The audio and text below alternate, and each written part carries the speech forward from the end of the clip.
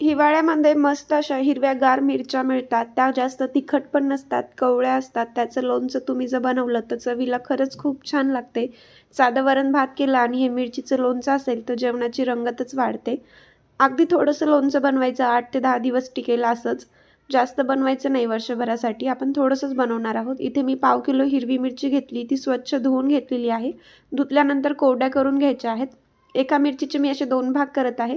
तुम्ही अख्ख्या मिरचीपासून सुद्धा लोणचं बनवू शकता तुमच्या आवडीनुसार। छान असं मिरच्या कट करून घेतलेल्या आहेत। आता यासाठी लागणारा मसाला बनवूया। 1 चमचे धने आहेत, 1 चमचे जिरा आहे, 2 चमचे मोहरी आहे, याचबरोबर 2 ते 3 चमचे तीळ आहेत। छान हे आता आपण भाजून घेणार आहोत। छान असे चटके बसलेत की गॅस बंद करायचा आणि पूर्णपणे थंड झाल्यानंतरच हे आपण मिक्सरमध्ये बारीक करणार आहोत। यामध्ये तुम्ही थोडे मेथीचे दाणे सुद्धा घालू शकता, त्यामुळे पण चव खूप चांगली येते। मी विसरले होते। मिक्सरमध्ये बारीक करून घेणार आहोत। ही पावडर तयार आहे आपली।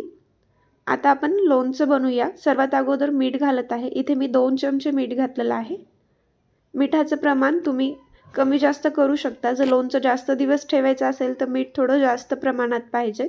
1 चमचाभर हळद आहे, 8-10 चमचा लाल तिखट आहे आणि एका लिंबाचा रस घालणार आहोत, त्यामुळे खूप छान चव येते। याचबरोबर जे आपण आधी पावडर बनवलं होतं ते घालत आहे। छान असं मिरचीमध्ये मिक्स करून घ्यायचं हाताने। मसाला हा मिरचीमध्ये मस्त असं भरलेला आहे। हे लोणचं तुम्ही लगेच खायला घेऊ शकता, कारण मिरच्या एकदम कवळ्या आहेत आणि लोणचं इन्स्टंट आहे आपलं हे। यामध्ये गरम तेलाचं मोहन द्यायचं आहे। छान एक वेळेस मिक्स करून घेणार आहोत। आपलं हे लोणचं तयार आहे। एका काचेच्या भरणीमध्ये मी हे भरून ठेवत आहे। नक्की करून बघा।